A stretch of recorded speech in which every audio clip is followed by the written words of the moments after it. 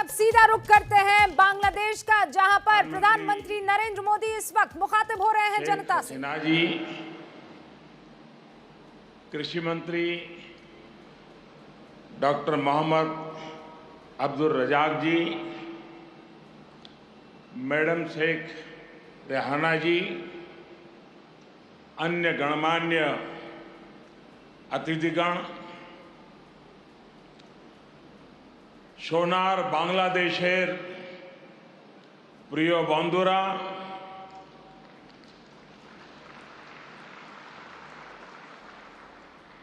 आप सभी का ये स्नेह मेरे जीवन के अनमोल पलों में से एक है। আজকের এই মুহূর্তটি আমার জীবনের मुझे खुशी है মুহূর্তগুলোর মধ্যে একটি হয়ে থাকবে। कि बांग्लादेश की विकास यात्रा के इस अहम আমি অত্যন্ত पड़ाव খুশি में হয়েছি যে বাংলাদেশ आपने তার এই অত্যন্ত मुझे भी গুরুত্বপূর্ণ शामिल किया। आज बांग्लादेश का राष्ट्रीय दिवस है, तो स्वाधीनता की 50वीं वर्षगांठ भी है। इसी साल ही भारत बांग्लादेश मैत्री के 50 वर्ष पूरे हो रहे हैं। जातिर पिता बंगबंधु शेख मुजीबुर रहमान की जन्मशती का ये वर्ष दोनों देशों के संबंधों को और मजबूत कर रहा है। एक्सलेंसीज राष्ट्रपति अब्दुल हामिद जी, प्रधानमंत्री शेख हसीना जी और बांग्लादेश के नागरिकों का मैं आभार प्रकट करता हूं। आपने अपने इस गौरवशाली क्षणों में, इस उत्सव में भागीदार बनने के लिए भारत को सप्रेम निमंत्रण दिया। मैं सभी भारतीयों की तरफ से आप सभी को, बांग्लादेश के सभी नागरिकों को हार्दिक बधाई देता हूं। मैं बंगबंधु शेख मुजीबुर रहमान जी को आदरपूर्वक श्रद्धांजलि देता हूं, जिन्होंने बांग्लादेश और यहां के लोगों के उनके लिए अपना जीवन न्यौछावर कर दिया। हम भारतवासियों के लिए गौरव की बात है कि हमें शेख मुजीबुर रहमान जी को गांधी शांति सम्मान देने का अवसर मिला। मैं यहां अभी इस कार्यक्रम में भव्य प्रस्तुति देने वाले सभी कलाकारों की भी सराहना करता हूं। बंधुगण, मैं आज याद कर रहा हूं बांग्लादेश के उन लाखों बेटे बेटियों को जिन्होंने अपने देश, अपनी भाषा, अपनी संस्कृति के लिए अनगिनत अत्याचार सहे, अपना खून दिया, अपनी जिंदगी दांव पर लगा दी। मैं आज याद कर रहा हूं मुक्ति युद्धों के शूरवीरों को। मैं आज याद कर रहा हूं शहीद धीरेंद्रनाथ दत्तो को, शिक्षाविद रफीकुद्दीन अहमद को, भाषा शहीद सलाम, रफीक, बरकत, जब्बार और शाफिऊर जी को। मैं आज भारतीय सेना के उन वीर जवानों को भी नमन करता हूं जो मुक्ति युद्धों में बांग्लादेश के भाई बहनों के साथ खड़े हुए थे, जिन्होंने मुक्ति युद्ध में अपना लहू दिया, अपना बलिदान दिया और आजाद बांग्लादेश के सपने को साकार करने में बहुत बड़ी भूमिका निभाई। Field marshal Sam Manekshaw, general Arora, general Jacob, lance naik Albert Ekka, group captain Chandan Singh, captain Mohan Narayan Rao Samant, ऐसे अनगिनत कितने ही वीर हैं जिनके नेतृत्व और साहस की कथाएं हमें प्रेरित करती हैं। बांग्लादेश सरकार द्वारा इन वीरों की स्मृति में आशुगंज में वॉर मेमोरियल समर्पित किया गया है। मैं इसके लिए आपका आभार व्यक्त करता हूं। मुझे खुशी है कि मुक्ति युद्धों में शामिल कई भारतीय सैनिक आज विशेष रूप से इस कार्यक्रम में मेरे साथ उपस्थित भी हैं। बांग्लादेश के मेरे भाई और बहनों, यहां की नौजवान पीढ़ी को मैं एक और बात याद कराना चाहूंगा और बड़े गर्व के साथ याद दिलाना चाहता हूं। बांग्लादेश की आजादी के लिए संघर्ष में, उस संघर्ष में शामिल होना मेरे जीवन के भी पहले आंदोलनों में से एक था। मेरी उम्र 20-22 साल रही होगी जब मैंने और मेरे कई साथियों ने बांग्लादेश के लोगों की आजादी के लिए सत्याग्रह किया था। बांग्लादेश की आजादी के समर्थन में तब मैंने गिरफ्तारी भी दी थी और जेल जाने का अवसर भी आया था। यानी बांग्लादेश की आजादी के लिए जितनी तड़प इधर थी उतनी ही तड़प उधर भी थी। यहां पाकिस्तान की सेना ने जो जघन्य अपराध और अत्याचार किए, वो तस्वीरें विचलित करती थी। कई दिन तक सोने नहीं देती थी। गोविंद हल्दर जी ने कहा था, एक সাগর রক্তের বিনিময়ে বাংলার স্বাধীনতা আনলে যারা, আমরা তোমাদের ভুলবো না, আমরা তোমাদের भूलबो ना। यानी जिन्होंने अपने रक्त के सागर से बांग्लादेश को आजादी दिलाई, हम उन्हें भूलेंगे नहीं, हम उन्हें भूलेंगे नहीं। बंधुगण, एक निरंकुश सरकार अपने ही नागरिकों का जनसंहार कर रही थी। उनकी भाषा, उनकी आवाज, उनकी पहचान को कुचल रही थी। ऑपरेशन सर्चलाइट की उस क्रूरता को, दमन और अत्याचार के बारे में विश्व में उतनी चर्चा नहीं की है जितनी उसकी चर्चा होनी चाहिए थी। बंधुगण, इन सबके बीच यहां के लोगों और हम भारतीयों के लिए आशा की किरण थे बंगबंधु शेख मुजीबुर रहमान। बंगबंधु के हौसले ने, उनके नेतृत्व ने यह तय कर दिया था कि कोई भी ताकत बांग्लादेश को गुलाम नहीं रख सकती। बंगबंधु ने ऐलान किया था, एबारेर संग्राम आमादेर मुक्तिर संग्राम। एबारेर संग्राम स्वाधीनतार संग्राम। इस बार संग्राम मुक्ति के लिए है, इस बार संग्राम आजादी के लिए है। उनके नेतृत्व में यहां के सामान्य मानवी, पुरुष हो या स्त्री हो, किसान, नौजवान, शिक्षक, कामगार, सब एक साथ आकर मुक्ति वाहिनी बन गए।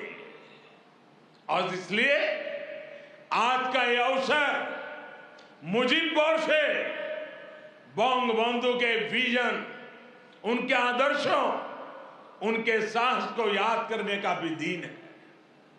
ये समय चिरो विद्रोही को मुक्ति युद्धों की भावना को फिर से याद करने का समय है। बंधुगण, बांग्लादेश के स्वाधीनता संग्राम को भारत के कोने कोने से, हर पार्टी से, समाज के हर वर्ग से समर्थन प्राप्त था। तत्कालीन प्रधानमंत्री श्रीमती इंदिरा गांधी जी के प्रयास और उनकी महत्वपूर्ण भूमिका सर्वविदित है। उसी दौर में 6 दिसंबर 1971 को अटल बिहारी वाजपेयी जी ने कहा था, हम न केवल मुक्ति संग्राम में अपने जीवन की आहुति देने वालों के साथ लड़ रहे हैं, लेकिन हम इतिहास को एक नई दिशा देने का भी प्रयत्न कर रहे हैं। आज बांग्लादेश में अपनी आजादी के लिए लड़ने वालों और भारतीय जवानों का रक्त साथ साथ बह रहा है। यह रक्त ऐसे संबंधों का निर्माण करेगा जो किसी भी दबाव से टूटेंगे नहीं, जो किसी भी कूटनीति का शिकार नहीं बनेंगे। हमारे पूर्व राष्ट्रपति प्रणब मुखर्जी ने, प्रणबदा ने कहा था, बंगबंधु को उन्होंने एक टायरलेस स्टेट्समैन कहा था। उन्होंने कहा था कि शेख मुजीबुर रहमान का जीवन धैर्य, प्रतिबद्धता और आत्मसंयम का प्रतीक है। बंधुगण, ये एक सुखद संयोग है कि बांग्लादेश के आजादी के 50 वर्ष और भारत की आजादी के 75 वर्ष का पड़ाव एक साथ ही आया है। हम दोनों ही देशों के लिए 21वीं सदी में अगले 25 वर्षों की यात्रा बहुत ही महत्वपूर्ण है।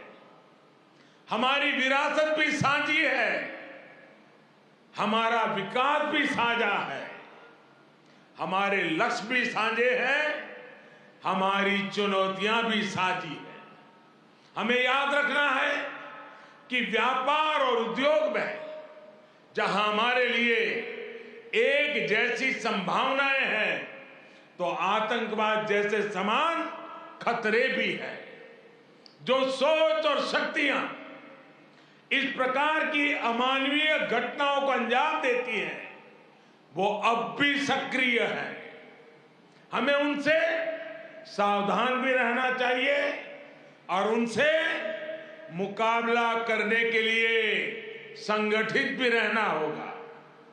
हम दोनों ही देशों के पास लोकतंत्र की ताकत है, आगे बढ़ने का स्पष्ट विजन है। भारत और बांग्लादेश एक साथ मिलकर आगे बढ़े, इस पूरे क्षेत्र के विकास के लिए उतना ही जरूरी है।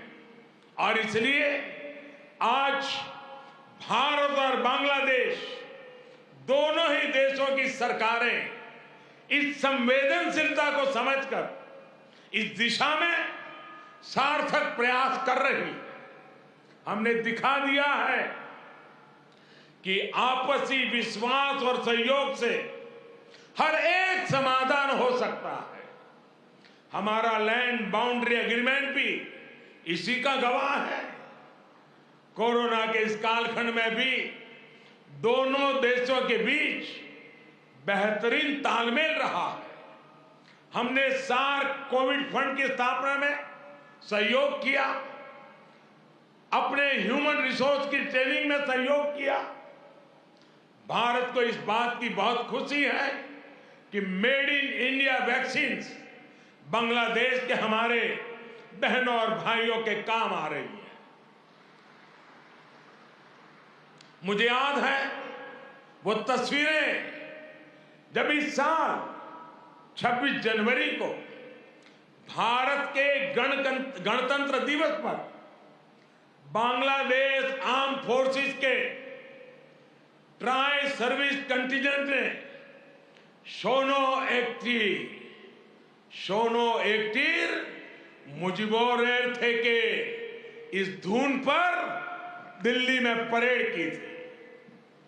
भारत और बांग्लादेश का भविष्य सद्भाव भरे, आपसी विश्वास भरे ऐसे ही अनगिनत पलों का इंतजार कर रहा है। साथियों, भारत बांग्लादेश के संबंधों को मजबूत करने के लिए दोनों ही देशों के यूथ में बेहतर कनेक्ट की भी उतना ही आवश्यक है। भारत बांग्लादेश संबंधों के 50 वर्ष के अवसर पर मैं बांग्लादेश के 50 एंटरप्रेन्योर्स को भारत आमंत्रित करना चाहूंगा। ये भारत आए, हमारे स्टार्टअप और इनोवेशन इकोसिस्टम से जुड़े वेंचर कैपिटलिस्ट से मुलाकात करें। हम भी उनसे सीखेंगे, उन्हें भी सीखने का अवसर मिलेगा। मैं इसके साथ साथ बांग्लादेश के युवाओं के लिए सुवर्णो जयंती स्कॉलरशिप की घोषणा भी कर रहा हूं। साथियों, बंगबंधु शेख मुजीबुर रहमान जी ने कहा था, बांग्लादेश इतिहासे स्वाधीन राष्ट्र हिसेबे टिके थाकबे, बांग्ला के दाबिए राखते पारे। एमन कोनो शक्ति नहीं, बांग्लादेश स्वाधीन होकर रहेगा। किसी में इतनी शक्ति नहीं है कि बांग्लादेश को दबा करके रख सके। बंगबंधु का यह उद्घोष बांग्लादेश के अस्तित्व का विरोध करने वालों को चेतावनी भी थी और बांग्लादेश के सामर्थ्य पर विश्वास भी था। मुझे खुशी है कि शेख हसीना जी के नेतृत्व में बांग्लादेश दुनिया में अपना दमखम दिखा रहा है। जिन लोगों को बांग्लादेश के निर्माण पर ऐतराज था, जिन लोगों को बांग्लादेश के अस्तित्व पर आशंका थी, उन्हें बांग्लादेश ने गलत साबित किया है। साथियों, हमारे साथ काजी नजरुल इस्लाम और गुरुदेव रविंद्रनाथ ठाकुर की समान विरासत की प्रेरणा है। गुरुदेव ने कहा था, काल नहीं आमादेर हाथे, काराकारी कोरे ताई शबे मिले, देरी कारो नहीं शहे को भू। यानी हमारे पास गंवाने के लिए समय नहीं है, हमारे पास बदलाव के लिए आगे बढ़ना ही होगा। अब हम और देर नहीं कर सकते। ये बात भारत और बांग्लादेश दोनों पर समान रूप से लागू होती है। अपने करोड़ों लोगों के लिए, उनके भविष्य के लिए, गरीबी के खिलाफ हमारे युद्ध के लिए, आतंक के खिलाफ लड़ाई के लिए हमारे लक्ष्य एक है। इसलिए हमारे प्रयास भी इसी तरह एकजुट होने चाहिए। मुझे विश्वास है भारत बांग्लादेश मिलकर तेज गति से प्रगति करेंगे। मैं एक बार फिर इस पावन पर्व पर बांग्लादेश के सभी नागरिकों को अनेक अनेक शुभकामनाएं देता हूं और हृदय से आप सभी का बहुत बहुत धन्यवाद करता हूं। भारत बांग्लादेश मैत्री चिरंजीवी हो। इन्हीं शुभकामनाओं के साथ मैं अपनी बात को समाप्त करता हूं। जय बांग्ला, जय हिंद।